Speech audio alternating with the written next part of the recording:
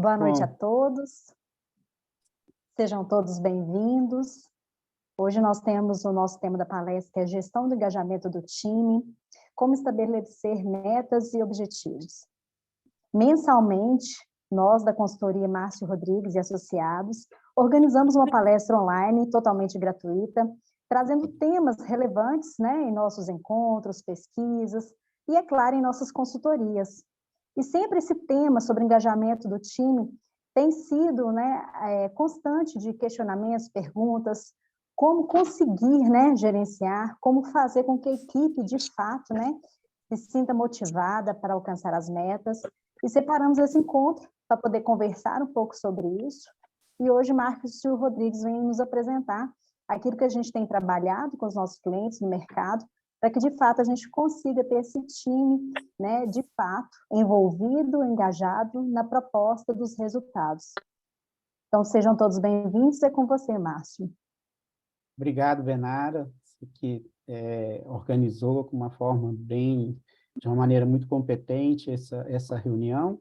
Quero agradecer em seu nome, agradecer toda a equipe da Márcio Rodrigues, que tem trabalhado para que a gente consiga estar realizando esses treinamentos, cursos. Semana que vem nós temos treinamento, né, Benara? Semana que vem nós temos um curso, que é como vender mais e melhor na planificação, onde nós vamos estar discutindo basicamente as estratégias para deixar as empresas mais competitivas. Eu vou até contextualizar algumas questões aqui que a gente tem acompanhado nesses primeiros 5 meses do ano os resultados de muitas empresas, os indicadores, e eu entendo que alcançar um volume de venda compatível com a estrutura que a empresa tem com seus custos, para que você consiga ter um resultado satisfatório, que remunere todo o investimento que foi feito naquela empresa, ele é importante e depende de uma ação continuada de estratégias e, de forma assertiva, esteja construindo venda, esteja trabalhando. O mercado é muito dinâmico, o varejo é muito dinâmico.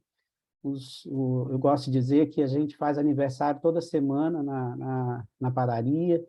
Nós estamos vivendo aí em algumas regiões do Brasil a questão do mês junino, tão importante para a alavancagem do faturamento. Algumas empresas têm se reinventado em como trabalhar essa relação com o cliente, no mix de produto, e dentro do tema que vamos discutir aqui hoje, o engajamento da equipe para que a gente consiga bater metas, entregar resultado e fazer com que as coisas aconteçam. Gilda, boa noite, seja bem-vinda. Boa noite, Márcio. Boa noite a todos. Boa noite. Obrigado aí por estar presente conosco mais uma vez. Semana que vem vamos estar juntos no treinamento, né, Gilda? No Como Vender Mais e Melhor sobre o mercado de panificação. E hoje nós vamos estar falando sobre essa questão da gestão do engajamento da equipe na construção das metas e dos resultados, tão importante. Para que a gente desenvolva nossas atividades, nós temos algumas empresas importantes que são parceiros estratégicos para que a gente consiga buscar estar sempre desenvolvendo estudos, conteúdos que sejam relevantes para a atividade dentro do setor de panificação. Uma dessas empresas, parceira a longa data, é a Ricone Alimentos. Então, eu convido o Marcos, que é diretor da Ricone Alimentos, para dar uma boa noite aqui para todos. Marcos, palavra com você para dar uma boa noite para nós. Boa noite a todos.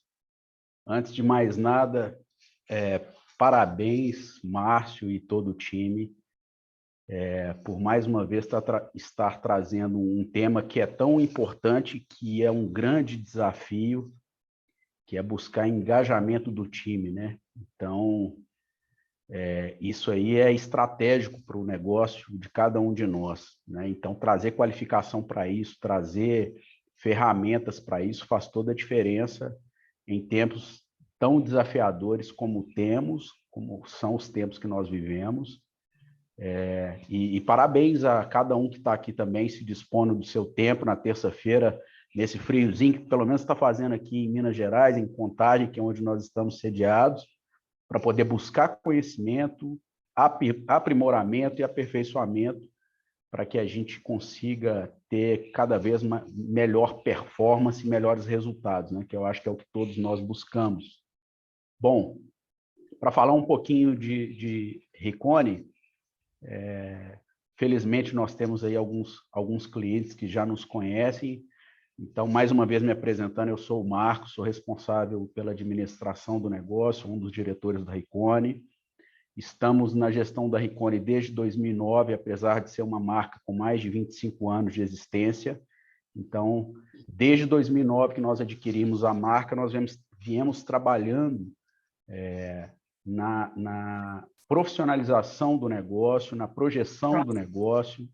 Então, graças a Deus, hoje já estamos aí cobrindo boa parte do território nacional, em mais de 22 estados, e a nossa missão é nenhuma outra que não seja levar a solução para o nosso mercado, para o mercado panificador, para as padarias, através das soluções que a gente desenvolve, né, em tecnologias de produtos, para buscar melhor performance, melhor desenvolvimento de produtos, conseguir trazer padronização de processos, para a gente, às vezes, não ficar tão refém de uma questão técnica de mão de obra que, às vezes, é tão deficiente, né? Então, o nosso papel é o papel de buscar as melhores tecnologias no mercado, fora do país, inclusive, em busca de importação de enzimas, de mix de produtos, microingredientes, para a elaboração dos nossos produtos. Então, ao longo desses vários anos, aí, até em parceria com o Márcio e com o time do Márcio,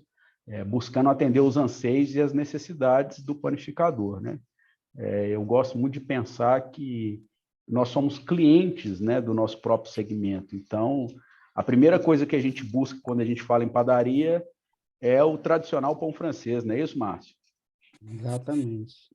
Então, a Ricone, desde o pão francês até a parte de confeitaria, os aditivos, óleo para retardar a fermentação, enfim, a gente tem soluções para atender a vocês que estão aqui, para a gente poder construir soluções juntos em termos de produto. Então, só para dar o exemplo, aí, um produto recém-lançado por nós, em parceria com o Márcio Rodrigues, foi o desenvolvimento de um blend, um concentrado de enzimas para conferir maior qualidade para o pão francês. Durante um tempo, eu fui responsável por uma padaria renomada aqui na nossa região, na região metropolitana, uma padaria eleita por alguns anos consecutivos, melhor padaria de Belo Horizonte, e a gente experimentou na prática a dificuldade e o desafio que tem, por exemplo, para a gente conseguir entregar para o nosso cliente, para o nosso mercado, um pão francês que mantenha a sua performance, as suas características de segunda a segunda. Então, nossa, como que a gente sofre com isso, né? Isso é uma dor de maior parte das padarias, dos nossos colegas panificadores. Através desse produto que nós desenvolvemos, nós conseguimos conferir ao pão francês os atributos que são necessários, inclusive são enquadrados e caracterizados de acordo com a ABNT, né, que é a Associação Brasileira de Normas Técnicas, que é trazer aquele pão com o seu miolo bem distribuído, alveolado, com a pestana bem aberta, que confere aquele sabor, aquela crocância para o pão francês, enfim. Então, nós temos esse excelente produto aí que quem não conhece ainda vale a pena conhecer, dentre tantos outros, seja na parte de estou buscando colocar na minha padaria uma linha de produtos que tem um apelo mais natural. Nós temos produtos que vão proporcionar maior shelf life de prateleira, nós temos pão concentrado para grão, de pão com grãos, pães integrais, essa linha funcional, nós temos. Queremos aqui trabalhar, que é uma pegada muito interessante, o mercado tem buscado muito, por exemplo, produtos que a gente chama de clean label, né? Que é o rótulo limpo, sem adição de químicas, né? O mercado anseia por isso, é importante a gente estar antenado em relação a isso. Temos linha exclusiva para poder atender isso aí. Fora a parte de confeitaria, bolos clássicos, bolos cremosos, cakes, enfim. Então, eu convido os nossos colegas para conhecer um pouco mais da Ricone através das nossas redes sociais, nosso site, riconealimentos.com.br, nosso Instagram, Ricone Alimentos. Vocês vão ver muita coisa bacana lá, que faz todo sentido para o negócio de vocês, para que vocês tenham, como o Márcio falou aí, no comecinho, né, Márcio? Para que a gente se diferencie e não fique somente aquela briga em relação a preço, né? Que a gente consiga entregar qualidade, tecnologia, para a gente poder diferenciar, para que o cliente tenha desejo de ir até a nossa padaria, a nossa panificação, para buscar produtos realmente de qualidade. Então, a Ricone tem condição de fazer essa entrega e a gente está disponível para isso aí. Obrigado pela oportunidade, Márcio, me coloco à disposição de todo mundo. Muito obrigado, Marcos. A Ricone sempre presente nos nossos encontros, nos nossos eventos, e dentro do que acreditamos, nós temos que buscar transformar as padarias realmente em um negócio muito competitivo, e para isso nós precisamos de ter acesso à tecnologia. Daí a importância do trabalho de pesquisa, da busca de solução e do desenvolvimento de produtos que atenda essa necessidade do cliente e, ao mesmo tempo, que diferencia a padaria em relação ao padrão de qualidade. Muito obrigado aí. Bom, gente, sejam todos mais uma vez bem-vindos ao nosso encontro. Eu vou estar colocando o conteúdo, o formato que nós trabalhamos, eu vou passar o conteúdo, contextualizar, e depois nós vamos abrir para questionamentos, para pergunta, e aqueles que quiserem colocar a sua posição, a sua opinião, eu vou estar aqui aberto para estar esclarecendo como que nós enxergamos sobre aquele assunto e o que acreditamos que possa fazer a diferença para que vocês consigam trabalhar. A consultoria, eu comecei com um trabalho de consultoria, trabalhei na padaria da minha família por 17 anos, e comecei com um trabalho de consultoria após uma premiação, na época do Sebrae Minas, que criou um prêmio de excelência empresarial, e a gente disputou com 109 empresas, algumas na época com certificação de ISO, e a gente tinha participado de um projeto, na época, voltado para garantir padrão de qualidade, processo e competitividade, e era a única padaria participando, e a gente conseguiu ter um desempenho que chamou a atenção, e depois nós recebemos um prêmio de excelência empresarial, conferindo ali um diferencial para a padaria que, na época, eu estava administrando, uma padaria na periferia de Belo Horizonte, com 13 funcionários, e conseguimos colocar, aplicar dentro da nossa realidade muitos dos conceitos de gestão. A partir daí, comecei a ser convidado para poder falar sobre o que a gente tinha feito naquela padaria e como que a gente tinha transformado a padaria realmente em um negócio diferenciado. E daí surgiu a ideia de estar oferecendo conhecimento e informação para poder atender as dores e as dificuldades que a gente também tinha e vive constantemente dentro da nossa atividade de panificação. Desde então, eu também tenho tido minhas padarias. Hoje eu sou sócio da Pão da Serra, nós temos 2 unidades em Belo Horizonte, né? Uma em Nova Lima e uma em Belo Horizonte. Já fiz parte da sociedade de várias empresas de panificação, mas sempre me dediquei à consultoria. Então, já são 29 anos trabalhando.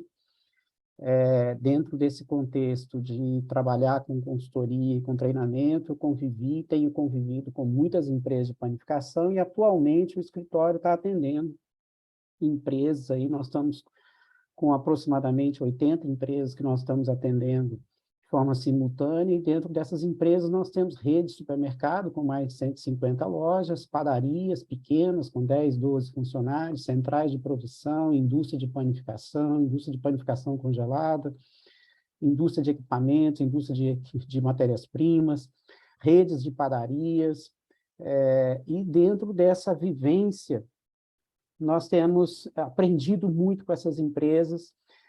Acompanhamos de perto, no período da pandemia, todo o estresse que foi a mudança, o ajuste, toda a forma que as empresas tiveram que fazer para conseguir viver aquele momento, passar por aquela situação.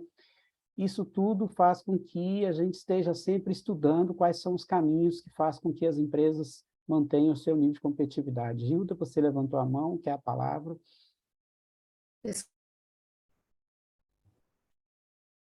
Está sem som. Gilda, você está sem som. Gilda, você está sem som. Obrigada. Desculpa, é porque precisa que você fale um pouquinho mais alto, aumente o seu volume aí, por favor, e aí ele vai precisar também acionar lá o ícone dele de som, Tem uma pessoa que falou aqui no chat essa necessidade, tá? Só para ver se tem alguma questão com o seu. Se não tiver, lá ele vai conseguir achar lá a posição do volume ideal para ele também, por favor, tá? Obrigada. O meu som está no máximo. O meu Ok. som está no máximo, eu estou usando fone de ouvido, e aí, se mais, nós estamos com 55 pessoas na sala, não sei se tem mais pessoas com dificuldade em relação ao som, para ver se é Para uma mim, o questão... som tá perfeito aqui, Márcio. Ótimo. Ok. Tá, obrigado, Lucas. Tá? Então, provavelmente a gente está com alguma questão técnica lá com essa pessoa em relação ao som no seu aparelho, alguma questão assim, ok? Bom, dentro desse contexto que eu estava colocando, nós temos, pela convivência e a proximidade com as empresas, tentado identificar, como o Marcos pontuou, as dores, né? O que mais tem chamado a atenção. Nós sabemos que o desafio que nós estamos vivendo nesse momento em relação às pessoas, a trazer talentos para trabalhar conosco, deixar a nossa empresa mais competitiva para atrair os bons profissionais, o desafio que nós temos de manter esses talentos na empresa, o desafio que nós temos de levar as pessoas a ter um engajamento na construção de resultado, envolvimento com o propósito que a empresa tem, é um desafio diário, não é uma resposta simples, matemática. Eu gosto de contextualizar que a gente precisa trabalhar com os recursos que nós temos. Uma grande organização, igual eu trabalho numa empresa, presto serviço para uma empresa que tem 20 mil funcionários, então é lógico que a estrutura e a segurança e os benefícios que uma empresa desse porte oferece para os seus funcionários é muito diferente de uma pequena padaria com 7, 8, 10, 12, 15 pessoas e que o dono, a família está envolvida ali. Então, eu gosto de dizer o seguinte, enquanto a grande empresa oferece um pacote de benefício, muitas vezes o pequeno tem como recurso o coração, né? Conhecer a sua equipe, buscar saber exatamente quem são as pessoas, o que elas estão vivendo. E aí, dentro desse contexto, cada um vai utilizar os recursos que tem. Eu tenho convivido com empresas que estão passando por momentos difíceis e muitas vezes nem consegue pagar o salário em dia dos funcionários e a equipe é extremamente engajada, envolvida. E tem pessoas, e tem empresas que têm um pacote de benefício, de remuneração e uma estrutura impecável e não tem o mesmo engajamento da equipe. Então, esse é um desafio que não é exatamente matemático, racional, né? Nós temos aí o desafio de lidar com pessoas e tem algumas questões que não são, assim, padrão. Então, dentro desse contexto, eu vou abrir o conteúdo para que a gente possa explorar um pouco mais esse tema.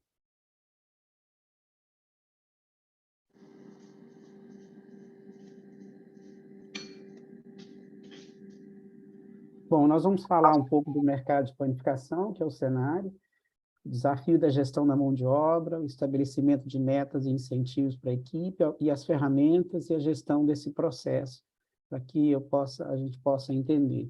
Primeiro, o cenário é extremamente competitivo. Quando a gente avalia a panificação, nós estamos falando de um negócio com quase 80 mil empresas hoje no Brasil, 125 bilhões de faturamento, 68% desse faturamento é produção própria, mais de 800 mil empregos diretos, 1.500.000 empregos indiretos, e o universo da panificação é muito amplo, se diversificou em vários modelos de negócio, várias performances, então nós temos muitos conceitos diferentes dentro do universo da panificação. No ano passado, nós tivemos um crescimento de faturamento em 14% em 2022 em relação a 2021, e esse primeiro semestre nós não estamos tendo a mesma performance de crescimento das empresas, com salvo algumas exceções. O crescimento médio até agora, medido pela consultoria, está em torno de 8%, e nós temos aí muitas empresas até com alguma pequena queda de faturamento, e algumas empresas conseguindo destaque com recuperação e crescimento em torno de 20%, mas dando uma média em torno de 9% de crescimento em relação ao ano anterior. Quando consideramos o reajuste médio de preço nos últimos 12 meses, praticamente esse crescimento está muito em cima de reajuste de preço e existe um grande desafio de manter os volumes, manter o fluxo de cliente, manter o volume do que nós produzimos, do que nós vendemos. Só medir por faturamento tem uma influência muito grande de preço. Agora, a panificação industrial, a panificação de congelados, a panificação empacotado tem tido uma ótima performance, principalmente a panificação congelada, né? Tem tido um crescimento acima de 30% nesse primeiro semestre em relação ao ano passado. E a panificação com venda direta ao consumidor, varejo, um crescimento maior nas empresas com mais serviço, que sofreram muito na pandemia. E agora a gente tem percebido uma volta do consumidor a esses pontos de venda, com o consumo e toda a proposta que esse modelo de negócio tem, e com um crescimento no início de 2023 maior do que as empresas que têm um conceito mais de venda para o cliente levar para casa no final do dia. Então, aquelas lojas que têm um consumo mais dentro, que oferecem todos os serviços na área de food service, na área de gastronomia, têm tido uma performance de crescimento maior esse primeiro semestre. No auge da pandemia, essas empresas foram as que mais caíram o faturamento. Então, como o mercado é dinâmico, né? Na época da pandemia, nos 2 anos, aquelas padarias um conceito de levar para casa, com um mix maior, com uma revenda mais estruturada, uma área de padaria, como se fosse ali uma pequena loja de varejo, com todos os serviços, tiveram pouca queda de faturamento ou nenhuma, algumas até cresceram. E aquelas padarias com o conceito de gastronomia, café da manhã, almoço, lanche, tiveram uma queda muito forte de faturamento. Neste momento, em 2023, nós estamos tendo uma recuperação muito forte de venda, depois da pandemia, já há mais de um ano, e agora, nesse primeiro semestre, essas empresas têm tido uma performance de crescimento melhor do que aquelas com conceito de venda para levar para casa. Então, isso mostra que o mercado é muito dinâmico, né? Nós estamos, no ano passado, no primeiro semestre, nós vivemos uma inflação muito forte dentro do setor, e agora, nesse primeiros 5 meses, nós estamos sentindo até um pouco de deflação, né? Deu uma paralisada na sequência de aumentos de preços de produtos, de insumos, deu uma freada, diminuiu. Só que aí, o que acontece? As empresas que têm um padrão de qualidade maior e têm o seu cliente mais fiel pela qualidade do produto, essas empresas, com os aumentos de preço que nós tivemos de matérias-primas no ano passado, elas repassaram esses aumentos, fizeram ajustes nos preços, e agora elas estão vivendo um retorno sobre isso, né? Ou seja, nós estamos com as margens reestabelecidas, o faturamento cresceu, equilibrou um pouco os custos, e essas empresas estão tendo uma média de resultado melhor do que nós estávamos tendo no ano passado.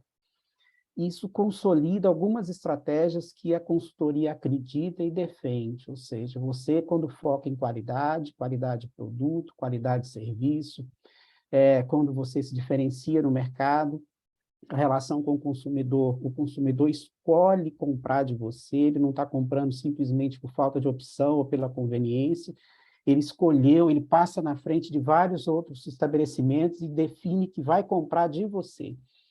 Então, as lojas que têm essa resposta, ela consegue ter um preço melhor nos seus produtos e está conseguindo ter volume e está entregando melhores resultados. Então, a minha análise, acompanhando várias empresas, é que nós estamos tendo uma oportunidade de melhorar um pouco nossos resultados, que ficaram muito sofridos aí no ano passado.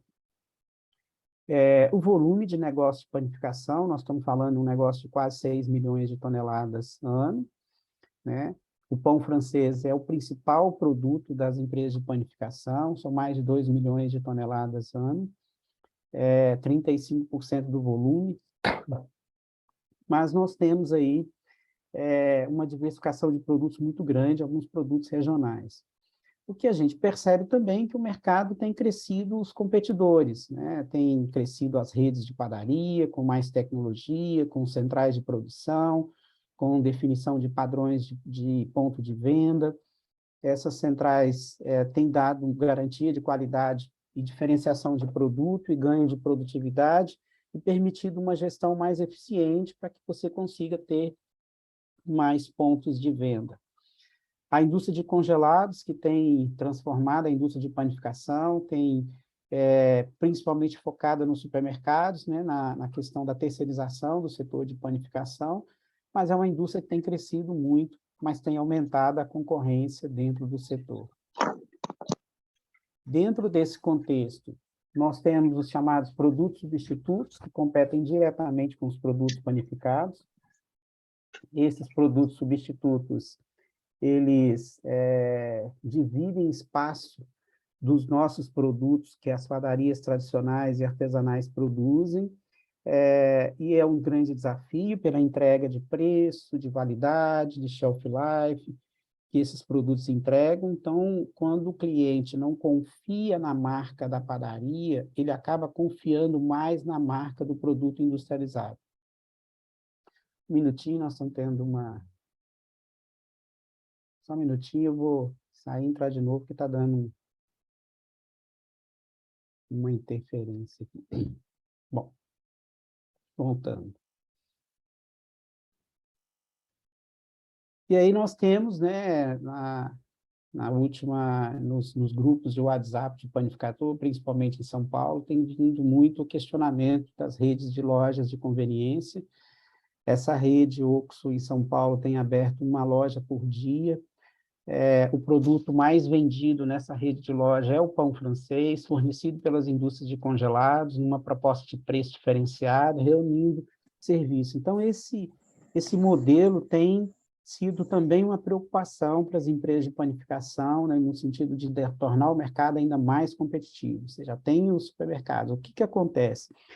O atacarejo tem crescido muito no ramo supermercadista, e ele tem tirado o cliente dos supermercados tradicionais. Os supermercados tradicionais, com até 1.000 metros de área de venda, têm investido de forma acentuada nos chamados produtos perecíveis. E o setor de padaria é um setor estratégico para poder levar cliente para a loja. E como o supermercado vende mais barato do que a padaria, quanto mais ele investe, o supermercado investe no setor de padaria, torna aquele mercado ali no bairro competitivo. Então, nós temos lojas, modelos de lojas surgindo, o atacarejo tirando cliente do supermercado, o supermercado trabalhando melhor a padaria e tornando o mercado ali mais competitivo. E todo esse cenário traz desafios constantes para quem está atuando dentro do setor de panificação. E junto com essa questão do mercado, nós temos o consumidor, né? Então, o consumidor é muito exigente, e aí o que acontece? Esse último item aqui desse slide é que eu gostaria de chamar a atenção. Inclusive, eu fiquei 2 semanas agora no Canadá, é muito interessante, um mercado maduro, competitivo, com um público, um consumidor extremamente exigente, com renda para comprar, e lá você percebe de forma muito clara, né? Eu fui, por exemplo, peguei uma baguete, fui numa padaria, a baguete era $4,50, $4,50. Fui num supermercado de bairro, a baguete era $3,70, mais ou menos. Aí eu fui num atacarejo, a baguete era $2,80.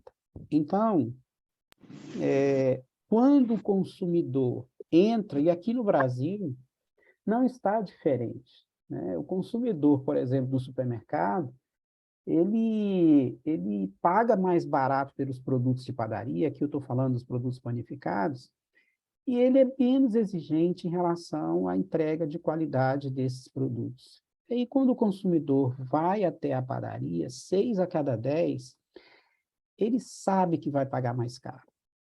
Ele sabe que vai pagar 22, 23 num pão francês, e tem supermercado a 2 quarteirões vendendo a 13, vendendo a 12, vendendo a 14. Então, se ele vai pagar mais caro, ele exige mais. Então, dentro desse contexto, o consumidor de padaria é diferente do consumidor de supermercado. O consumidor de padaria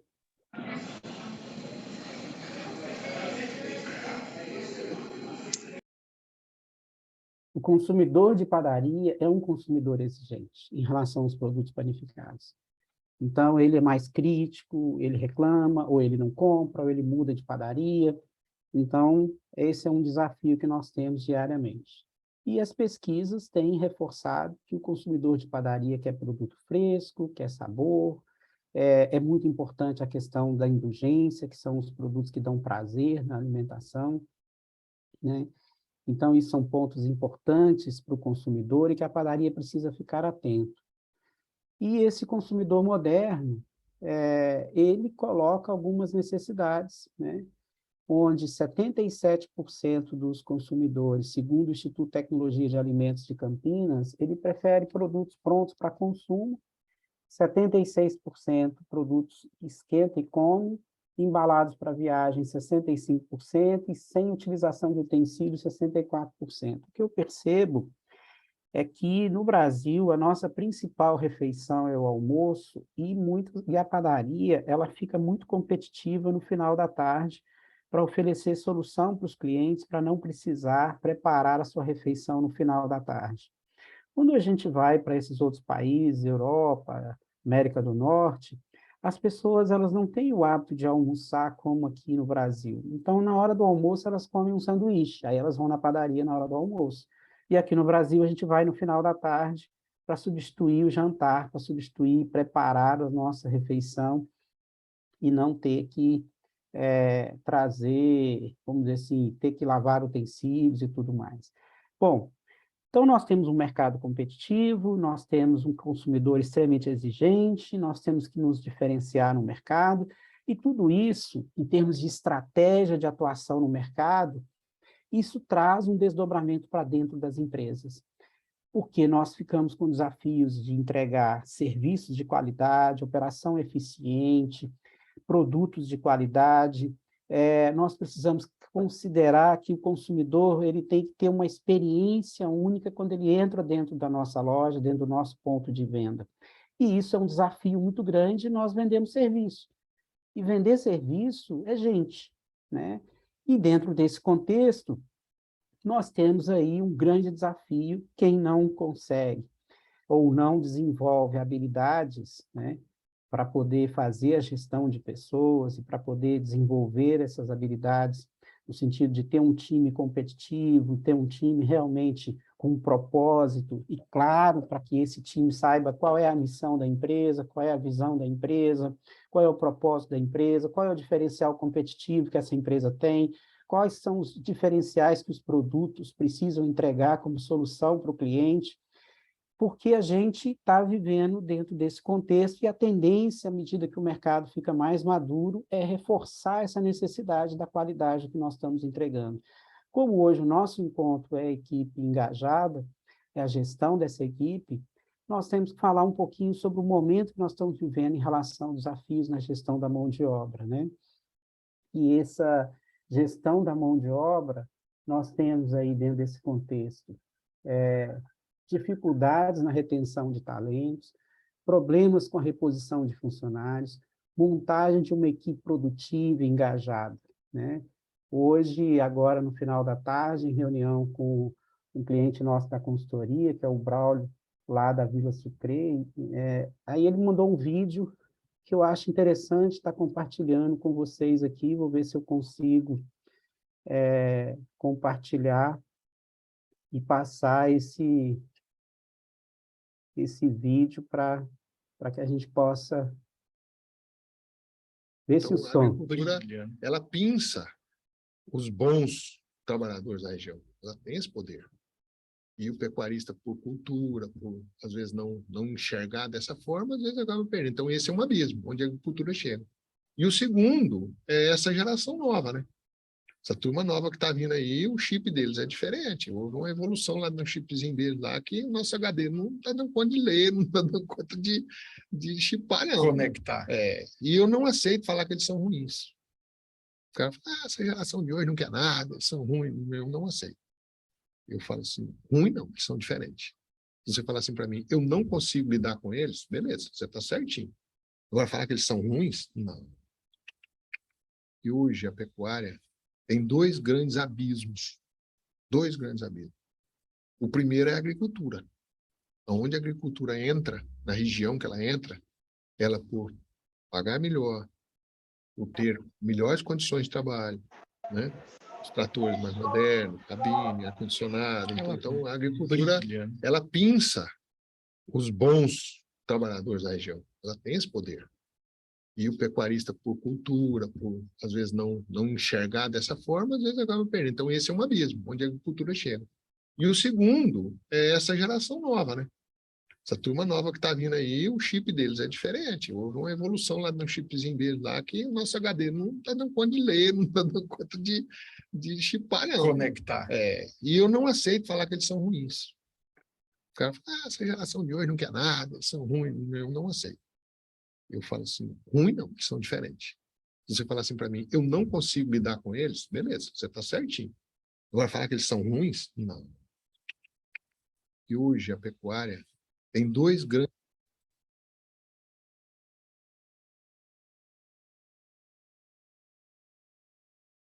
Espero que vocês tenham conseguido ouvir a fala, né, ter escutado bem aí na transmissão, porque eu achei muito oportuno a fala desse senhor, que é da pecuária, em relação ao mundo que ele vive, a questão dele perder os bons funcionários, porque outro setor parecido com o dele oferece melhor condição de trabalho, melhor estrutura, melhor ambiente, e falando sobre essa questão da nova geração, o desafio que nós estamos aí em relação a essa nova geração, né, em relação a como lidar com eles. E aí, dentro desse contexto, trazendo aqui para o engajamento da equipe, nós entendemos na consultoria, pela convivência com vários modelos de operação, que nós temos dois tipos de profissionais importantes dentro da organização de uma empresa de panificação. Nós temos o que eu chamo de especialista, que é o técnico, é a pessoa que tem habilidades importantes na manipulação dos produtos, na preparação dos produtos, e aí você tem padeiro, confeiteiro, cozinheiro, o cara que prepara os lanches, você tem o sushi man, muitas vezes, o pizzaiolo, você tem o técnico. E aí, muitas vezes, esse técnico tem uma remuneração diferenciada, o setor dele contribui muito para o resultado da empresa, mas ele não é responsável por liderar e coordenar pessoas. E muitas vezes, na sua grande maioria, não tem talento para isso. Muitas vezes, esse mesmo técnico é também o líder. Mas nós temos o papel do líder. Então, nós temos o líder que coordena, que lidera, que é de 10% a 20% da equipe que trabalha, que são os líderes. Então, nós temos os especialistas e nós temos os líderes. Uma das questões importantes com essas habilidades chaves que nos ajudam a construir resultado num mercado tão competitivo, como eu contextualizei até aqui, é definir o que chamamos de entregáveis para as funções chaves da empresa e definir o que chamamos de indicadores chaves de performance, ou seja, o que eu espero do meu líder na operação de loja pela manhã? O que eu espero de entrega do meu responsável pela produção da área de confeitaria? Né? Quais são os indicadores chaves que medem a performance dessa operação que essa pessoa está responsável, está envolvido, de uma forma clara, né? Porque muitas vezes, eu não tendo isso de forma clara e estabelecida, eu vou estar muito atento à questão comportamental. Então, como a pessoa, muitas vezes, tem valores diferentes do meu, tem comportamentos diferentes, tem uma crença diferente da minha, tem hábitos um pouco diferentes, ou muitas vezes até acha caminhos diferentes do que eu gostaria que fosse realizado para chegar nos resultados, eu já não quero essa pessoa e acho que tem que trocar essa pessoa. E quando eu tenho claro quais são os entregáveis que essa pessoa precisa me trazer de resultado, eu vou levar em consideração isso se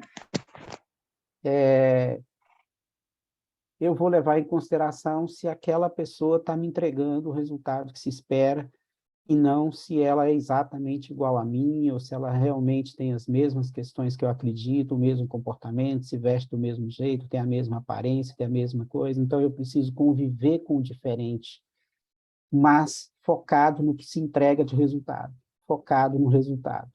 Isso é um ponto importante para que a gente faça, porque existem pessoas que são extremamente habilidosas, políticas, e aí, para conquistar a confiança da diretoria ou do chefe, ele desenvolve lá uma forma de se relacionar, de conquistar a confiança, mas muitas vezes ele nem entrega grandes resultados.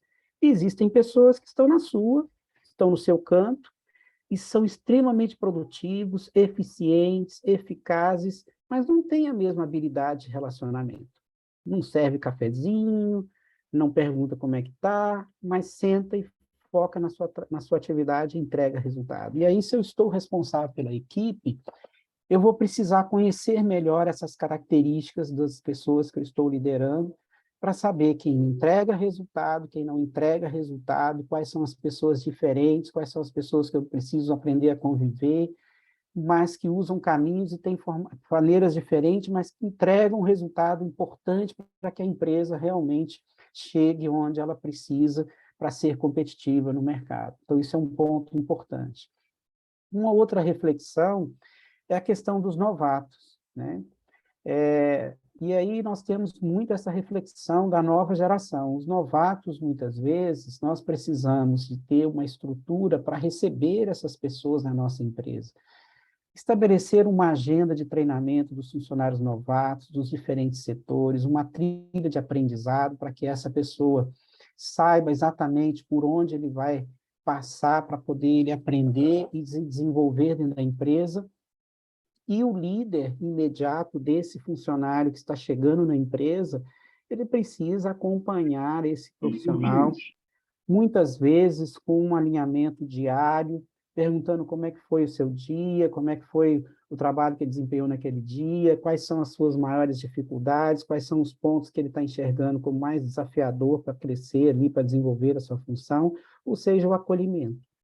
Tão importante para ele se sentir apoiado na sua caminhada dentro desse novo desafio que é estar ali dentro da sua empresa. Então, liderar, muitas vezes, no passado, o novato era recebido com algumas brincadeiras, alguns trotes, com bullying. Hoje, esse novato precisa de acolhimento, precisa de apoio, precisa de uma orientação, do treinamento, e isso precisa estar mais estruturado dentro da empresa para a gente poder estar recebendo bem esse colaborador. Então, nós temos a questão dos incentivos, né? E como eu comentei aqui antes, nós temos, é muito importante entender quais são os indicadores chaves de performance dentro da atividade de panificação, né? Esses indicadores chaves para que a gente consiga ter clareza com qual o que aquele setor tem que entregar, o que aquela função tem que entregar. Na área de atendimento ao cliente, vendas, nós temos, por exemplo, aqui são exemplos, né? O ticket médio, o número de atendimento por funcionário dia, o número de reclamações nas redes sociais. Então, a gente precisa ali com isso ver a produtividade.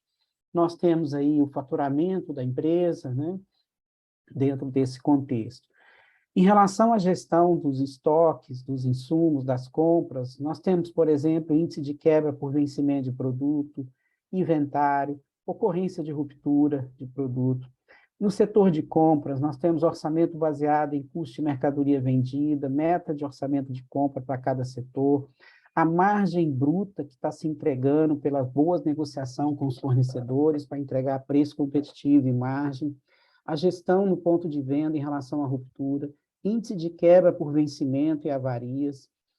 Nós temos aí no setor de produção tão desafiador e tão importante para o negócio de panificação, nós temos o valor do faturamento da produção, o crescimento em relação aos últimos meses, ao ano anterior, a meta de custo de mercadoria vendida em relação ao setor de produção, a meta de margem, o orçamento de custos, a ação direta do gerente, o número de clientes, a performance do número de clientes em relação aos últimos 12 meses.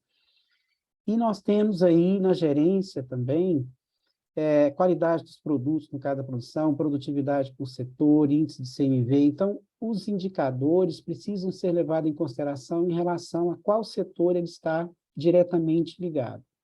Definindo esses indicadores que vão medir a performance, aí é importante definir essas metas, né? Então, assim, a metodologia que a consultoria trabalha, você estrutura todo um plano de metas para a empresa com foco em ter um retorno sobre o capital que deixe aquele negócio atrativo. Então, hoje, nós precisamos construir um resultado na organização que remunere o capital que foi investido naquela empresa.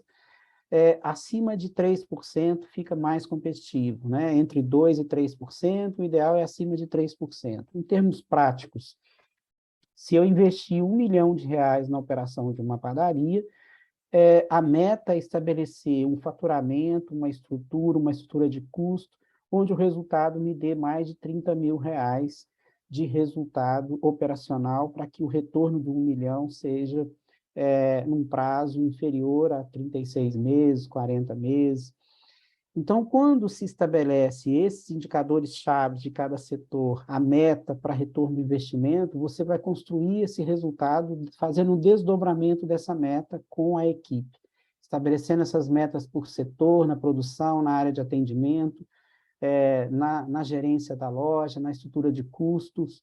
E isso, transformar esse benefício numa estrutura que possa trazer algum resultado para a equipe. Então, algumas práticas que nós temos acompanhado no mercado de bonificação, elas têm um investimento aí em torno de 0,5% a 1,5% do faturamento bruto que a empresa tem. Isso dá aproximadamente 10% da folha de pagamento, né? Esses investimentos. Quando você analisa na sua empresa, nos últimos 12 meses, os custos que você está tendo com a contratação de pessoal, a alta rotatividade, e levando em consideração o índice de produtividade que a equipe tem, porque a gente tem acompanhado no mercado algumas empresas faturando 10 mil, 9 mil de venda mês por funcionário, algumas empresas chegando a 20 mil de venda mês por funcionário, mesmo com 75%, 80% de fabricação própria. Então, a entrega de resultado ligada à produtividade, ao modelo de operação, ela varia muito. E aí, dentro desse contexto, quando se estabelece uma meta de remuneração variável, que é esse parâmetro que a gente tem trabalhado, em torno de 1 a 1,5% do faturamento bruto, em torno de 10% da folha de pagamento, isso transformado em modelos de bônus, de participação, de remuneração variável, né? Então, a gente tem, dentro desse contexto, estabelecido parâmetros de metas. Então, por exemplo, você, na área de produção, você define que entregar, que nós vamos ver aqui em termos de operação, o que a produção tem que entregar, o que ela tem que contribuir para que o resultado da empresa seja alcançado, e no caso da área de atendimento, o faturamento, o número de clientes, o faturamento médio por funcionário. E aí, algumas práticas, né? Algumas empresas transformam isso em voucher para compra de produtos na padaria, algumas empresas têm utilizado o conceito do cartão pré-pago para poder transformar isso em benefício para a equipe, como modelo de bônus, né? A gente, quando trabalha a questão do gerente, nós temos, no caso do gerente, quando o proprietário está na loja, de 10% a 15% da remuneração do gerente é variável, vinculada às metas e os resultados que você estabelece. Então, muitas vezes, o gerente trabalha com 3 indicadores, 4 indicadores como meta, e quando o proprietário não está na loja, nas redes de loja, que o gerente assume muito um papel de dono daquela operação, a remuneração variável cresce entre 15% e 30% da remuneração que ele está estabelecido ali, fica vinculado à entrega de resultado e aos indicadores que estão sendo trabalhados. No caso da gerência geral, muitas vezes é venda, CNV, né, que é a meta de margem de contribuição bruta. Quando a loja não está com o proprietário presente, muitas vezes estabelece meta de resultado líquido para essa empresa. Quando o proprietário está presente, às vezes se estabelece alguns indicadores de qualidade, como a execução de uma lista de verificação na operação para saber se a loja está dentro do padrão de operação que se espera. E aí você tem lá 2, 3, no máximo 4 indicadores que vai medir essa performance. Se bateu a meta, vai conseguir alcançar aquela remuneração variável que vai agregar mais no faturamento desse profissional. No caso dos funcionários da área de produção, em torno de 10% da remuneração ser remuneração variável vinculado à entrega de abastecimento na loja, como é a produção do dia, e aí confrontar isso com algumas ocorrências em relação à qualidade do produto. E aí posso exemplificar algumas ferramentas que a gente tem convivido com elas no mercado, né? Por exemplo, na área de vendas, de loja, você definir quais são os produtos, quais são as campanhas, quais são os itens que vão ser trabalhados. Agora, por exemplo, na festa, nos produtos juninos, algumas empresas têm definido meta de venda dos produtos juninos na loja. Estabeleceu-se isso baseado, muitas vezes, no que se vendeu desses produtos no ano passado, ou no histórico de venda desse produto, e estabelece uma meta de crescimento. Eu tenho clientes que estabeleceu 20% de crescimento em relação ao ano passado, e aí distribui isso em relação aos produtos juninos, a venda desses produtos juninos, e isso é transformado depois num bônus para a equipe de atendimento, para que, se a equipe de atendimento bater essa meta, né?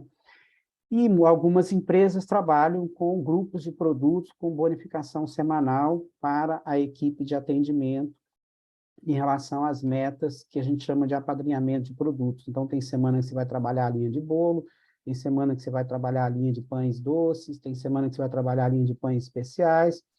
Verifique-se o histórico de venda daquele produto, estabelece uma meta. Se o produto é da chamada curva A, com grande volume de venda, uma meta de crescimento seria em torno de 20% a 50%, e se o produto tem uma média de venda muito baixa, faz parte da curva C, D e E, da curva ABC de venda, a meta normalmente é dobrar o volume de venda no período que está trabalhando aquele produto, e aí se estabelece isso como referência, e a equipe vai trabalhar com o objetivo de alavancar o faturamento daqueles produtos, com a sugestão para o cliente, com a fala sobre a degustação, com a apresentação, com a organização do produto na área de venda, com a fala sobre os produtos com o cliente, e se bater a meta no final, tem um voucher no final do mês para a equipe em compra de produtos panificados na loja, como forma o seguinte: quando você entrega um voucher de R$50 de produtos panificados, o desembolso do caixa é 1/3 disso, é R$15, que é o valor das matérias-primas. Então, você tem um custo menor e, ao mesmo tempo, você tem uma forma de criar um ritual de acompanhar e estabelecer o objetivo.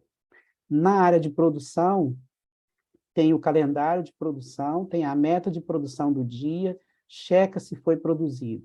Diariamente, essa meta ela vai sendo acompanhada por setor, que a gente acha mais interessante, setor de confeitaria, setor de salgados, tudo, e todos os dias vai sendo acompanhado se a ordem de produção do dia foi produzida por completo e se não teve nenhuma ocorrência de qualidade do produto, que aí tira da meta, e se bateu a meta, os 30 dias é 100% da meta. Se bateu a meta acima de 24 dias, que é 80% dos 30 dias, vai proporcionalizar esse bônus em relação à meta que está alcançada.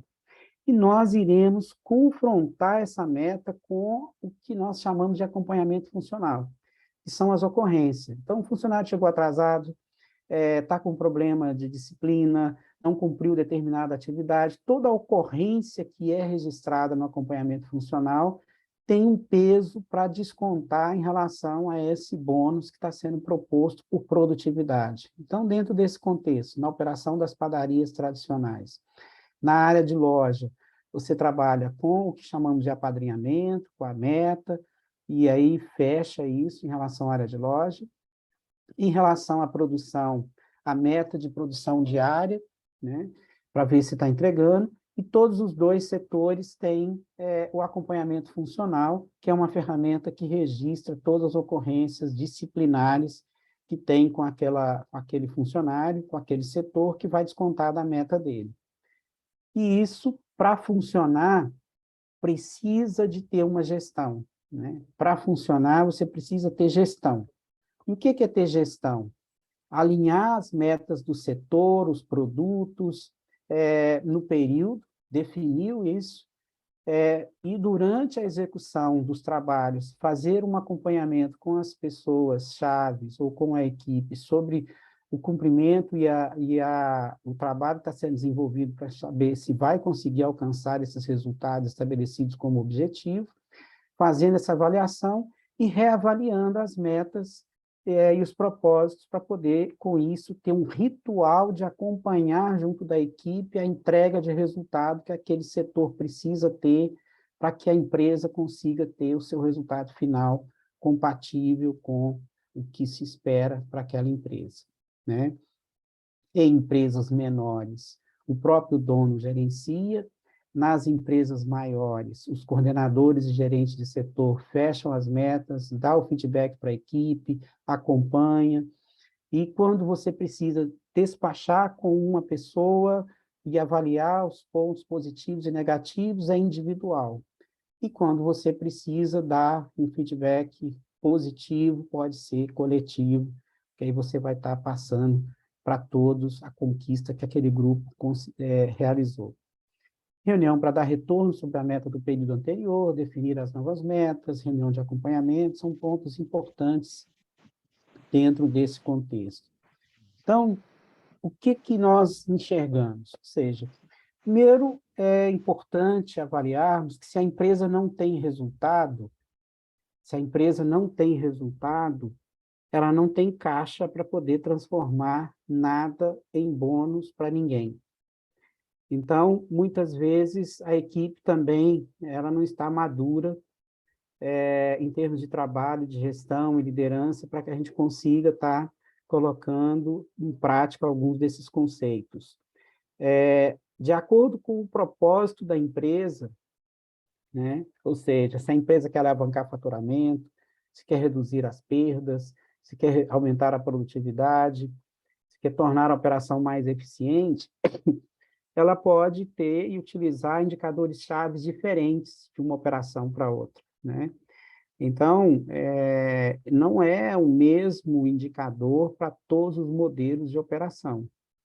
Depende do contexto que está inserido aquela empresa. Você tem que verificar qual é o objetivo macro, qual é o propósito que a empresa está vivendo, e aí procurar transformar isso em objetivo e em indicadores chaves. Com isso, a gente sugeriu 2 ferramentas de acompanhamento, no caso da produção, na área de atendimento, e a gerência da loja. A gerência da loja, ela tem objetivos macro, né, que precisam ser trabalhados. Quando você trabalha com essas metas, com esses parâmetros, a administração da empresa passa a ter a necessidade de estar fazendo alinhamentos, conversa, feedback, orientação, periodicamente com esses líderes, e eles se sentem apoiados, orientados e acompanhados. Quando a empresa não tem meta, não tem objetivo, não tem propósito, muitas vezes as cobranças elas acontecem sem ter sido combinado antes com as pessoas. Então, de acordo com o estado emocional da diretoria, ela vai passando na loja e vai estabelecendo o que é isso, que é aquilo, que é aquele outro, muda. Então, quando você estabelece uma meta, você combina antes. Então, quando você chama um colaborador e fala, olha, nós temos um propósito de manter essa loja abastecida, e para isso nós temos uma lista de produção diariamente. O propósito é você entregar essa lista com toda a produção realizada, para que a gente consiga ter a loja abastecida. E aí, o que é a produção do dia? De acordo com o calendário da produção, de acordo com o que foi combinado, de acordo com o que foi estruturado. No caso da equipe de atendimento, você está fazendo uma campanha, como agora o mês junino, então você está lá com uma série de produtos sazonais, com a decoração da loja, com envolvimento, e aí você precisa estimular a equipe a oferecer aos clientes, falar do produto, sugerir determinados produtos, pontuar isso. E aí, quando você estabelece uma meta, você mediu quanto você vendeu antes, você estabeleceu um objetivo, você acompanhou a operação, você despachou com as pessoas, você orientou as pessoas para alcançar esse resultado, perguntou quais são as dificuldades que essas pessoas estão tendo para conseguir alcançar as suas metas, qual é o desafio que ele está vivendo. Então, você, com isso, também tem uma necessidade de gerenciar melhor, de forma mais próxima, a sua equipe. Quando não tem meta, não tem objetivo, não tem propósito, não tem nada estabelecido, não é combinado antes, todos os dias você muda os seus parâmetros de avaliação do que é que a equipe tem que fazer para entregar resultado. E as pessoas se sentem perdidas no que elas precisam realizar para serem realmente profissionais que sejam competentes. E aí, muitas vezes, na prática, o que acontece? Passa a imperar, desculpa a expressão, Gildo, o pessoal de RH, mas os puxa-saco, os que ficam fazendo política, e os que ficam ali fazendo, por quê? Porque é uma forma de chamar a atenção da administração sobre o que eles estão fazendo. Mas não tem forma de medir a competência da equipe, não tem forma de dar retorno para essa equipe, e aí aquelas pessoas que não têm essa habilidade para poder fazer essa relação ali, e que entregam muito resultado, muitas vezes elas não aparecem. E aí nós perdemos bons funcionários, bons profissionais, porque a gente não tem uma clareza em relação a como construir essa equipe. Bom, o objetivo desse encontro é levantar determinadas reflexões, ferramentas, algumas estratégias. Eu encerro aqui a minha fala, mas eu vou abrir para os questionamentos, para que a gente possa estar conversando, discutindo, e eu gostaria de saber a opinião de alguns de vocês, para que a gente possa trazer aqui a experiência e, muitas vezes, a forma com que a gente lida com essa situação no nosso dia a dia. Então, obrigado até aqui, eu estou à disposição.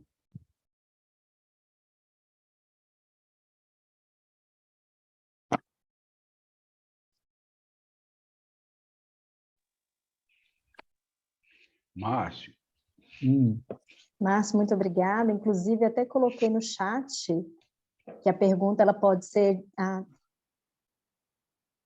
Pois não, Benara, pode falar. Perdão, eu só ia informar que a pergunta pode ser digitada pelo nosso site, ou quem tiver interesse, né, de abrir o seu microfone, usar... Ok, o Marcos acho que quer fazer uma colocação, Marcos. Sim, na verdade é um Sim, eu comentário... estava informando. Tá. Na verdade, é um comentário assim, de algo que eu tenho experimentado aqui e acho que faz sentido compartilhar dentro de tudo isso que você falou aí. Uma das coisas que eu acho importante e que tem feito sentido é um alinhamento de expectativas, sabe? Uhum.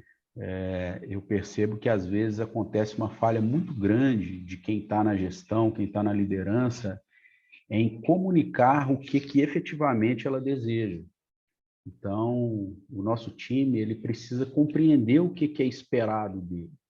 E senão fica com essa sensação, como você mesmo disse, às vezes, de estar perdido, de estar se sentindo incompetente, apesar de estar trabalhando muito.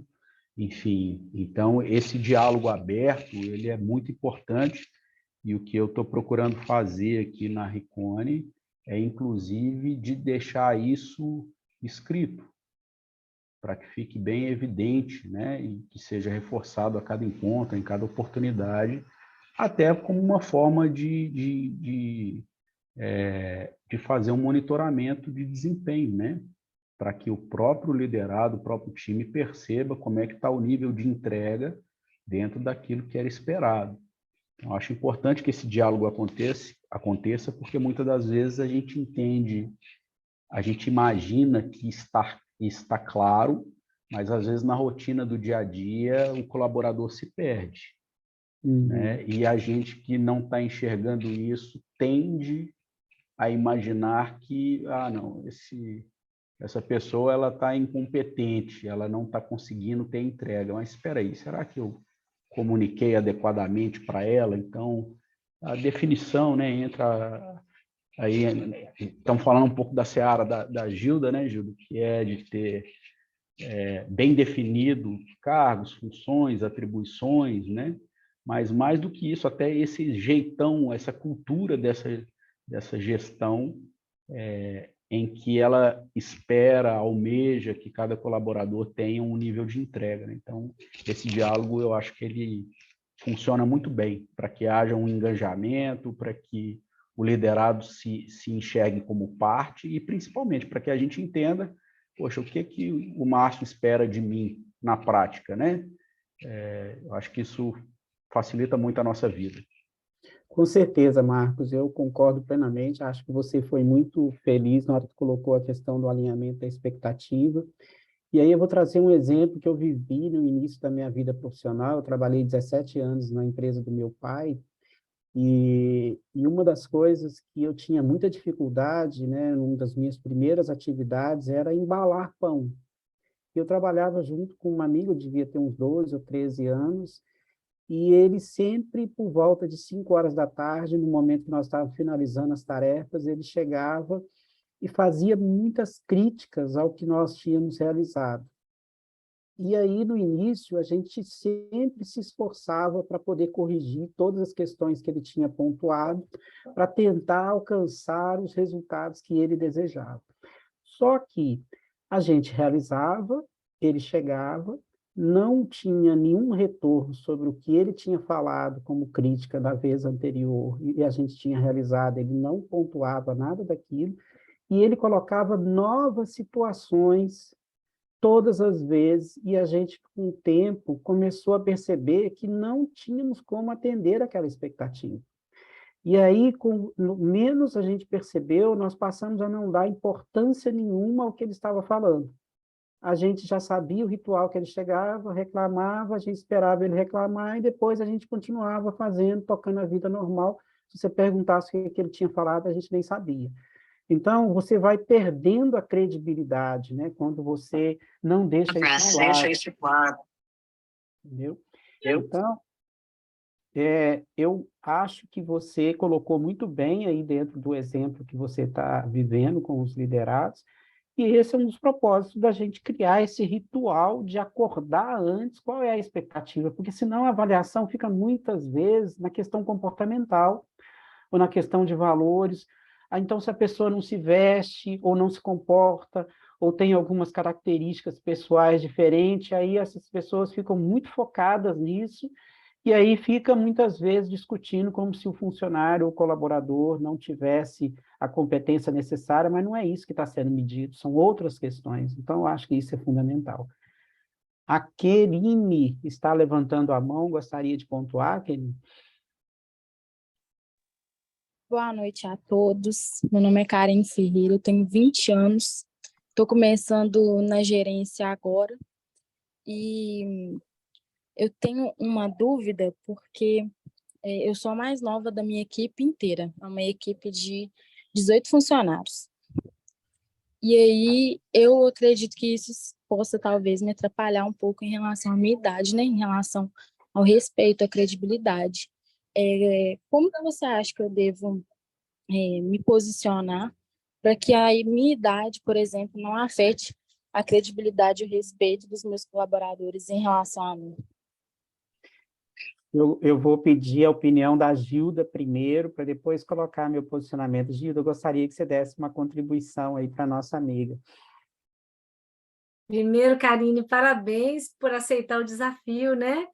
E, assim, é verdade, o vídeo ainda há pouco acabou de falar que essa geração, ele, né, a pessoa que fala ali, fala da beleza dessa geração, eu entendo assim, porque eu leio dessa forma também, e acho belo chegar nesse nível em que nós vamos começar a ver esses jovens gerentes, esses jovens que aceitaram desafios de gerenciar outras gerações, inclusive, porque você tem aí uma diferença de pessoas entre a sua idade e mais, né, acima de você, e para você ter que conviver com isso, com as diferenças, e vai precisar de um caminho de maturidade em relação à senioridade, a se tornar essa pessoa que transfere a confiança, como também vai ter que receber esse respeito a essa autoridade, né? Então, assim, o caminho é um caminho de vários atalhos, você vai buscar ajuda em vários pontos, e muitos deles é olhar qual a referência você tem, um deles pode ser olhar a referência que você tem, ou muitas referências que você já tenha visto, de pessoas que foram seus líderes,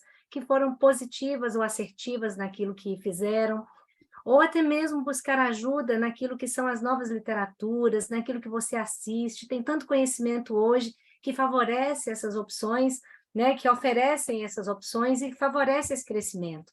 Mas, na prática, no dia a dia, tem algumas coisas que ficam muito claras para a gente, que na liderança é mais forte para as pessoas, não a questão da idade, mas o posicionamento. É quando você, como líder, se coloca presente na necessidade daquele que é seu liderado. O que é que você está ali junto para fazer com ele? Muitas vezes, algumas pessoas dizem que o líder precisa saber fazer tudo e estar ali fazendo junto. Há momentos para isso, e há momentos em que você não vai ter condição de fazer isso, porque você tem outras atividades que são também atividades da liderança, né? Então, assim, tem tantos caminhos, tantos atalhos que você vai poder pegar para chegar nesse espaço de maturidade, de autoridade alcançada, de senioridade, que é como dizemos, quando alguém tem autoridade sobre a tarefa que exerce e que também repassa a ideia de que é uma autoridade naquilo, naquele lugar também de comando, né? Onde você vai conseguir estabelecer as novas formas de comunicação, uma comunicação já aprendida que seja não violenta, onde você faça conversas, onde você escute e depois também se coloque, onde você vai ter que chegar já se apropriando de uma fala de decisões, de um comando onde você precisa ser assertivo, dizendo qual é o caminho que a pessoa tem que tomar, não ter dúvidas sobre aquela decisão que foi tomada, muitas coisas que você vai precisar, sim, se apoiar, muitas vezes até na possibilidade do medo, né? Será que foi certo?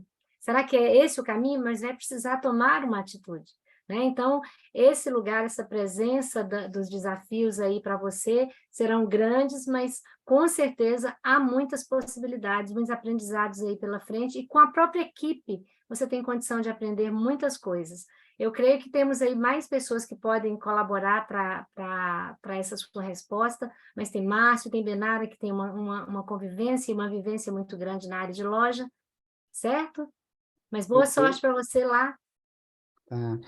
Gilda, uma dica também que eu posso estar colocando nessa situação é que, como nós vamos estar, no caso dela, está convivendo com liderados com vivências diferentes nas suas atividades, e aí aquela figura do que nós chamamos do especialista, da pessoa que tem muita experiência na execução daquela atividade, e você está tendo que liderar essa pessoa, muitas vezes vai ser preciso negociar, colocar um porquê antes, o que você acha se a gente fizer dessa forma, e se fizermos dessa outra forma, e aí muitas vezes achamos que liderar é sempre dar ordens diretas e colocar isso de uma forma muito incisiva, e em algumas situações nós vamos precisar estar ponderando e negociando com as pessoas aquilo que acreditamos que é o melhor para aquela situação ou para aquele exercício.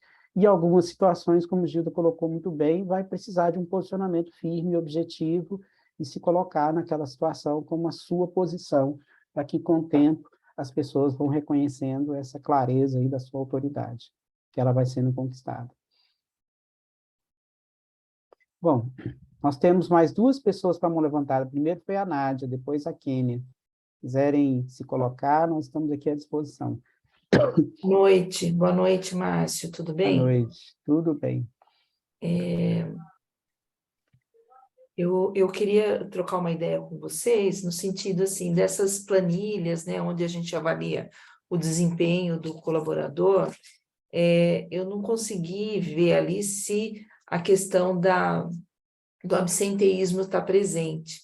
E se na experiência de vocês, vocês têm colocado esse item como avaliação, as empresas têm colocado isso, e se isso é um impeditivo, assim, por parte da legislação trabalhista ou dos sindicatos, como que, não sei se isso é algo que vocês têm alguma vivência, de como a gente pode lidar com isso, porque a cultura do atestado médico, infelizmente, ela ainda ela é forte, né? As pessoas, às vezes, por poucos motivos, né, vai no médico de manhã e se ausenta, já pede o atestado para o dia todo, né? E facilmente a pessoa volta para casa com um atestado de um dia, de dois. Às vezes o médico até pergunta, quantos dias você quer de atestado? E isso realmente atrapalha a produtividade da empresa. Então, eu penso que isso poderia ser um item para compor nessa planilha. Mas também me preocupa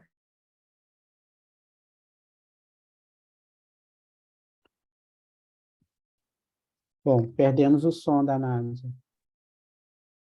Conseguiu ouvir até o final? Deu uma interrupção na sua fala, mas eu estou compreendendo a sua colocação, Nádia. Você já concluiu? Já concluí, sim. Tá.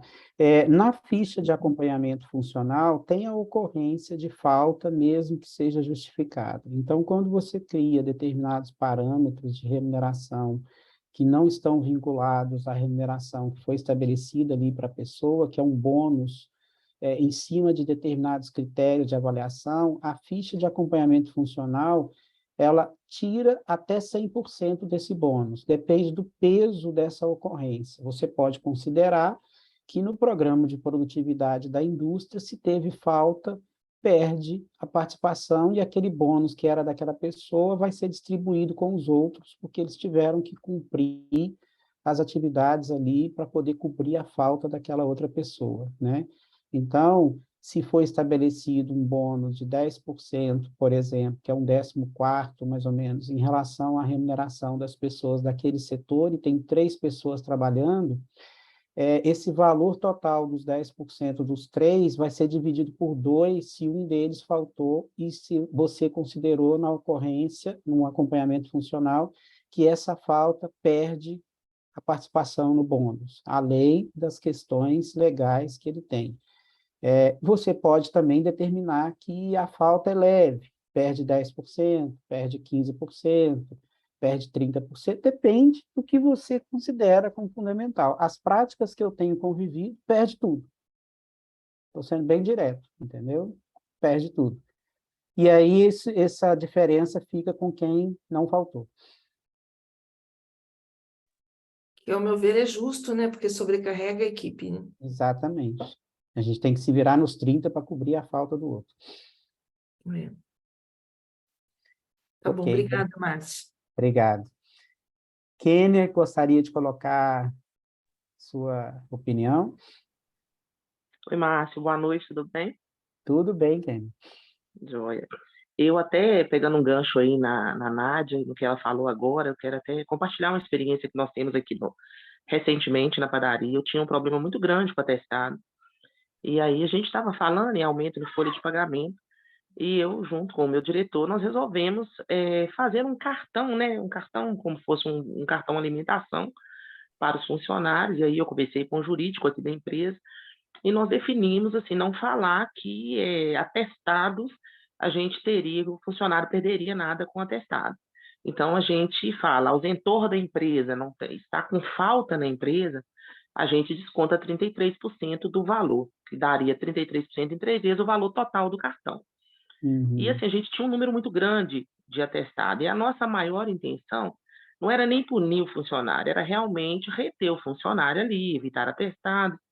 Então, nós definimos algumas regras, dentre elas, hoje a gente abona o funcionário quando ele traz uma declaração de comparecimento de até 4 horas.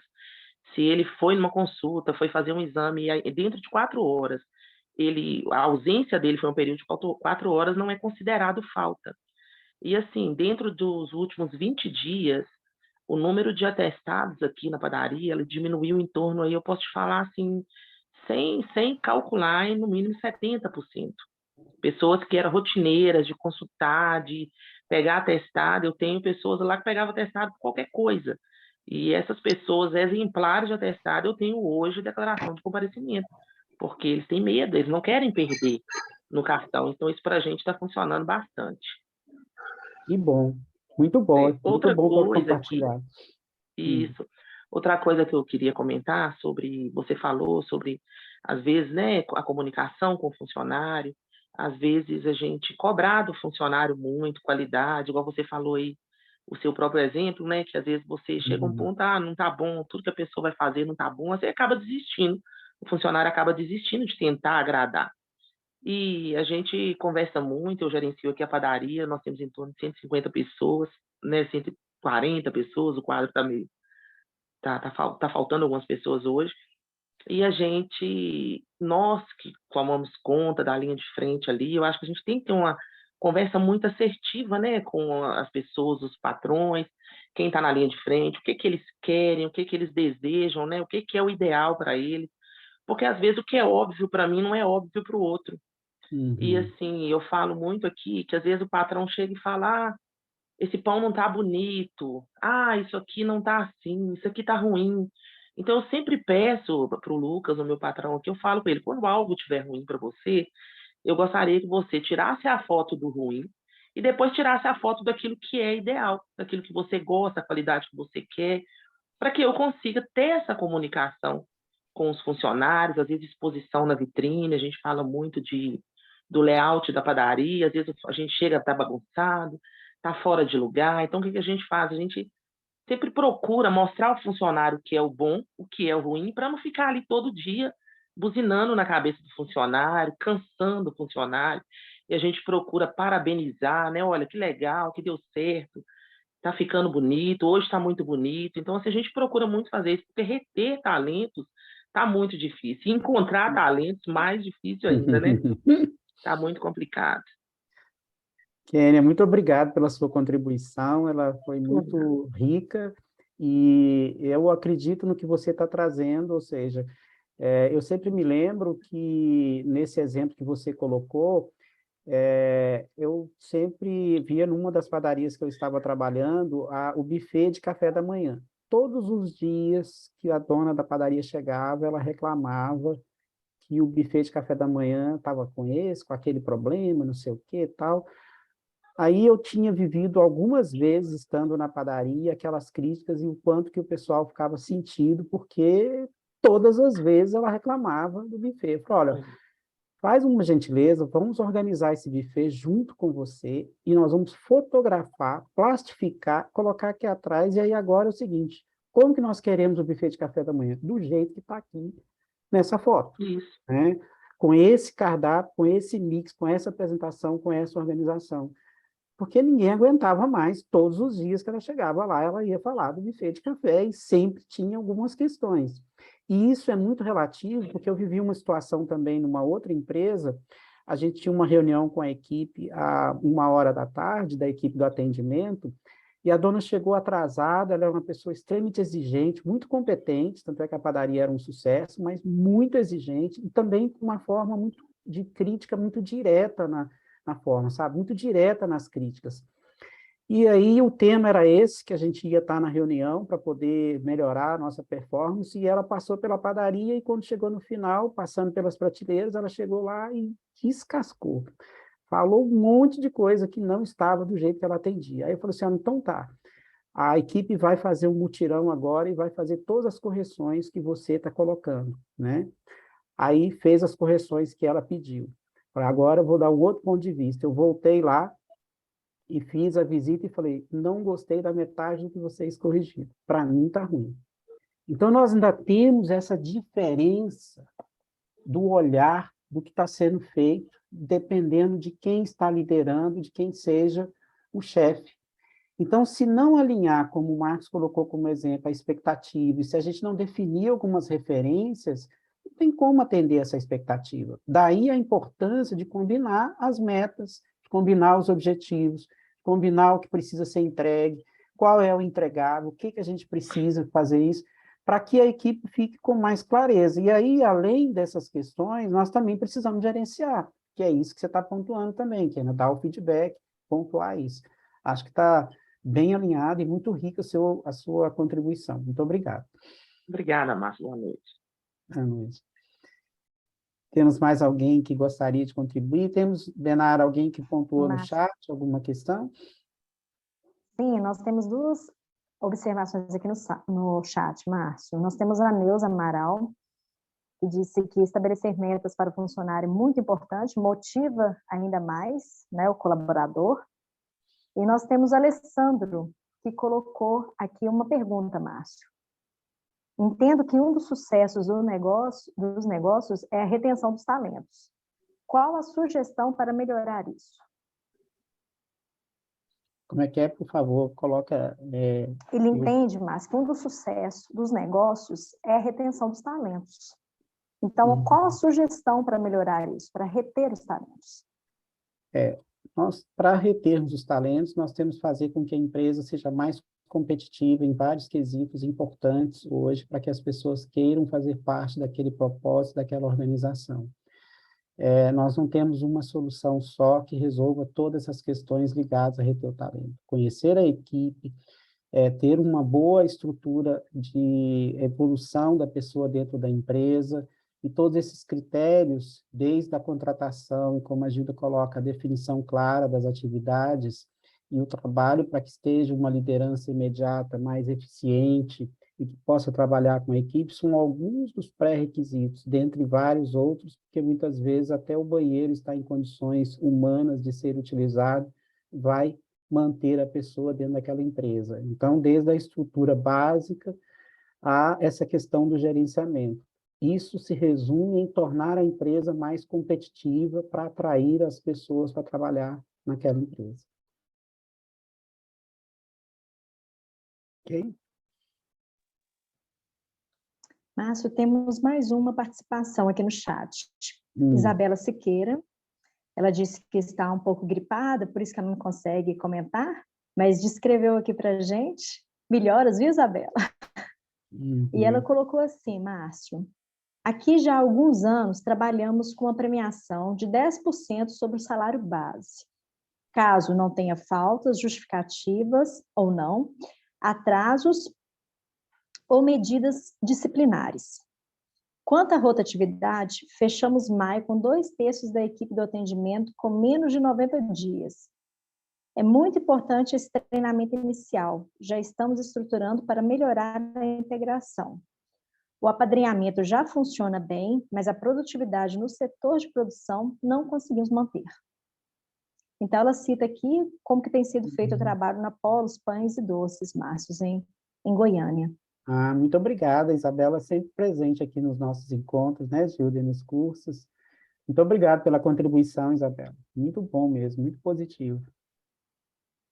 Nós temos aqui, Márcio, Marcos Paulo e Glaucia agradecendo, mais uma vez aí pela experiência e pela troca, tá, Márcio, de informações.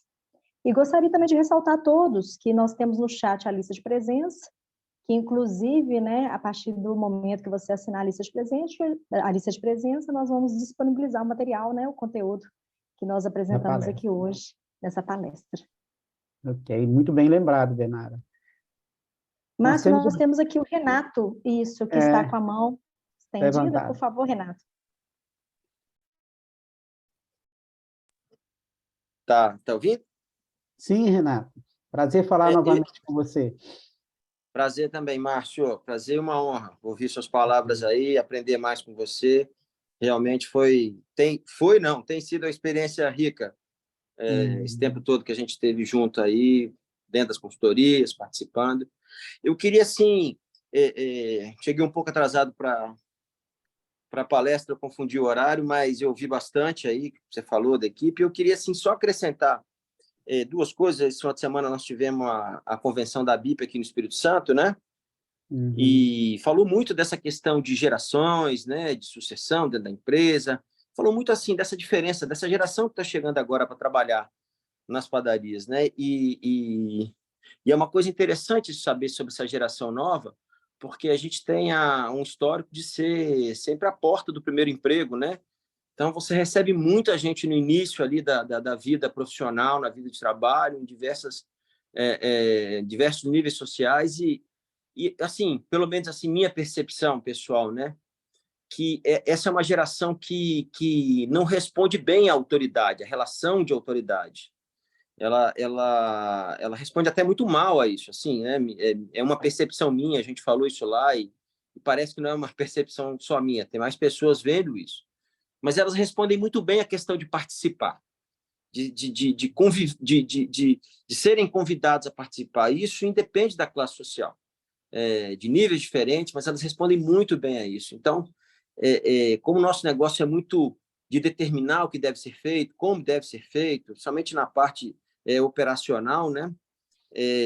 Pessoalmente, com as pessoas que eu trabalhei na Moinho, meu resultado sempre foi mais positivo nas atividades em que eu participei com eles, em que eu fiz junto. Eu só estou reforçando realmente o que vocês colocaram ali, né? Daquela questão do café da manhã tá ruim, faz junto, né? assim, as melhores mudanças não foram aquelas que foram generalizadas, foram aquelas mudanças que a gente apontou o que era mais importante naquele momento, depois foi aprimorando. Em especial, você conhece as lojas, né, Márcio? Em especial que é a loja da Praia da Costa. Existe uma diferença muito grande, realmente, do processo da equipe, porque esse foi um processo que eu adotei de pontuar quais eram as questões mais sérias e depois vim afinando com eles. O que era mais importante, gritava mais, já tinha sido resolvido, né? E aí fica mais fácil de acompanhar. Mas, assim, sempre participando. Eu acho que é uma geração que a gente tem que entender que não responde muito vamos dizer assim, a punição muito severa, a conversa muito rude. Eu acho que isso mudou muito, tá, Márcio?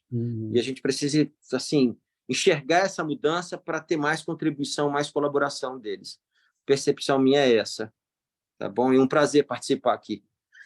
Muito obrigado, Renato. E a sua vivência é muito importante, né? Habilidades que você tem, o trabalho que você realiza aí na sua atividade, na loja que você está coordenando sempre com a equipe.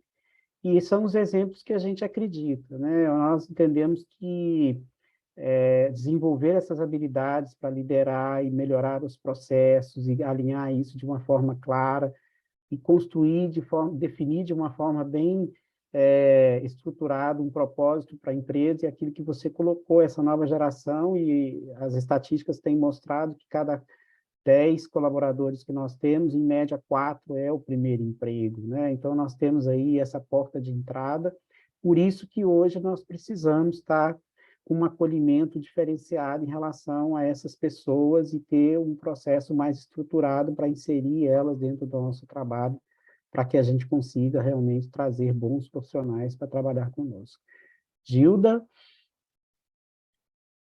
Obrigada, Renato. Essa fala é muito importante, né, Márcio? Porque quando fala do tanto que uma pessoa pode precisar de estar sob autoridade no dia a dia, chegar tão cedo, sair às vezes mais tarde, tem um fim de semana, tem as questões todas que podem favorecer ou desfavorecer o interesse das pessoas, ou para alguns que acham interessante ter um fim de semana como oportunidade de trabalhar e trocar um fim de semana com o outro. Tem empresas que fazem um plantão, arranjam formas aí em que a lei, né, não se torne um embaraço, mas conseguem colocar as pessoas para trabalharem em fins de semana alternados, facilita bem, ajuda muito nessa manutenção desse talento, na preservação da continuação dessas pessoas também. Mas é interessante essa fala sobre a questão da autoridade, que a necessidade deles de ter uma autoridade que justifique, né, que não precisa da fala brava, né, de algumas situações em que o líder chega e fala assim, parece que eu tenho que falar com vocês como se eu fosse o pai. Então, assim, nós já começamos perdendo nessa linha, porque é uma relação complexa para se colocar dessa maneira para algumas pessoas, né? E o líder se posicionar também no sentido de lembrar que o tom, né, não é só uma questão de como falar, mas o tom de voz, a gesticulação, todo um aparato que é de presença e do olhar do outro, pode gerar nele a impressão de que ele foi xingado, de que ele foi destratado, de que ele foi colocado no lugar de redução da imagem dele, da própria apresentação, uma série de situações que podem acontecer no calor ali da condição e do momento em que eles estão vivendo, né? Então, realmente é importante nós atentarmos para isso, porque é uma nova forma de escutar, é uma nova forma de entre aspas, vamos chamar assim, de uma criação, sim. Cada um tem uma vivência, mas teve também como ele foi olhado, como ele foi amparado, como ele foi visto, e ele leva essa forma de representação para o mundo. Então, lá na hora em que nós estamos no papel de liderança, isso vale para você, Karine, que está chegando aí nesse processo, né?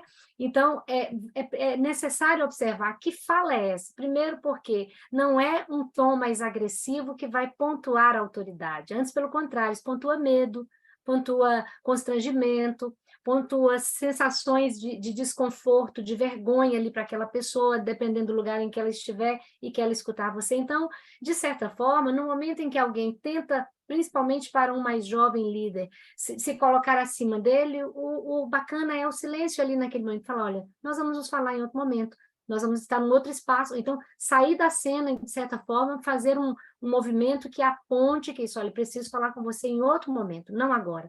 Porque você não vai poder trocar farpa ali. E nem ficar um maior do que o outro naquela posição, né? Então, assim, é verdade que também tem mais liberdade para falar, essa redução do ponto de autoridade tem a ver com a liberdade também, porque aquilo que nós interpretamos como autoridade que deveria ser respeitada, tem do lado de cá uma liberdade que eu sinto de poder falar. E aí fica a interpretação de um lado e a interpretação do outro. Né? Então, muito importante que a gente realmente considere muito essas situações e amplie a questão da comunicação não violenta sempre, que é nós nos propormos a escuta primeiro, a nos colocar na posição de entender o que está acontecendo, e aí, na sequência, nós nos posicionarmos da maneira como nós entendemos que gostaríamos que o outro se posicionasse conosco. Nesse momento, a empatia funciona belíssimamente, né? Mas é isso. Contribuições de aí a sua fala, viu, Renato? Obrigada. Obrigada, Gilda. Benara, acho que nós temos mais pontuações aqui no chat, né? Sim, Márcio, temos sim. Então, nós temos aqui, Márcio, Keina Aparecida também colocou para nós uma observação, um comentário, né? Tem um bom número de colaboradores de primeiro emprego, jovens aprendizes, e tenho conseguido desenvolver um bom trabalho com eles. Eu sempre desafio eles, entrego tarefas e falo que tenho certeza que eles são capazes de me entregar. Esse desafio os move. Gostam de mostrar que deram conta e eu sempre agradeço. Então, ela colocou aqui, né, colaborou conosco aqui referente à sua experiência. E nós temos a Isabela Siqueira, mais uma vez, e colocou aqui para a gente: passei uma situação agora e queria ver com vocês.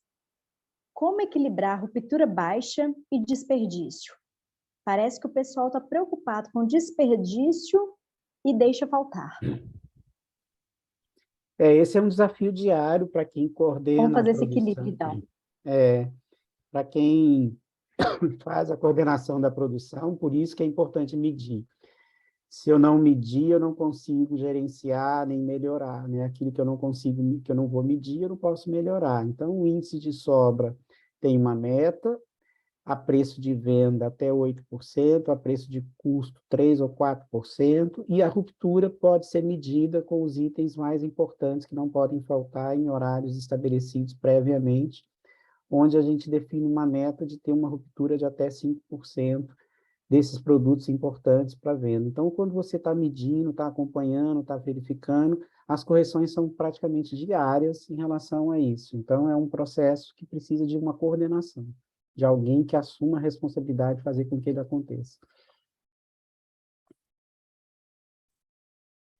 Obrigada, Márcio. E temos a Aparecida, que também levantou aqui a mão, Márcio. Por gentileza, pode ligar o microfone. Boa noite a todos. Só pegando estão ouvindo? Sim. Só pegando um gancho ao que o Renato falou, né? Essa forma a gente fala que a nova geração parece ser um pouco irresponsável comparado à nossa, né? A gente encarava o trabalho de forma diferente. Aí a gente que trabalha com RH, trabalha com entrevistas, a gente vê que eles realmente precisam ter um norte.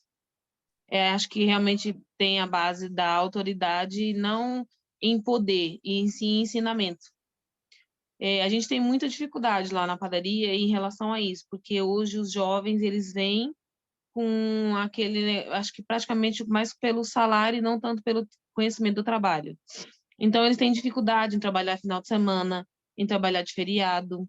Aí a gente tem dificuldade em eles, como posso dizer, receber ordens, ser direcionados. Aí quando você encontra uma gerência, um gerente, um diretor muito rude, mais antigo, a gente encontra essas dificuldades com eles. E isso é uma coisa que eu tento aprender todos os dias a lidar com a nova geração. Que eu vejo que é uma diferença muito grande entre 20 anos atrás, que foi quando eu comecei a trabalhar, com 19 anos, que é o meu primeiro emprego numa padaria, como o Renato falou, que a gente é a porta, né, do primeiro emprego. E hoje a gente vê a diferença dos que têm 20 anos hoje, quando vêm para a padaria. Eles vêm com uma mente mais aberta, eles têm um conhecimento maior, e aí a gente tem uma gerência mais rude, mais para trás, e eles têm aquele choque de realidade. Eu acredito que a gente precisa realmente ter uma visão diferente das coisas e mostrar para ele, como o Renato falou, ter uma direção. Ser acompanhado, aquilo que o Márcio falou do café. Se você não impor, e sim estar ao lado dele, ensinando, ajudando, motivando, porque senão a gente não consegue motivar essa nova geração. Pelo menos é o que eu acho, né?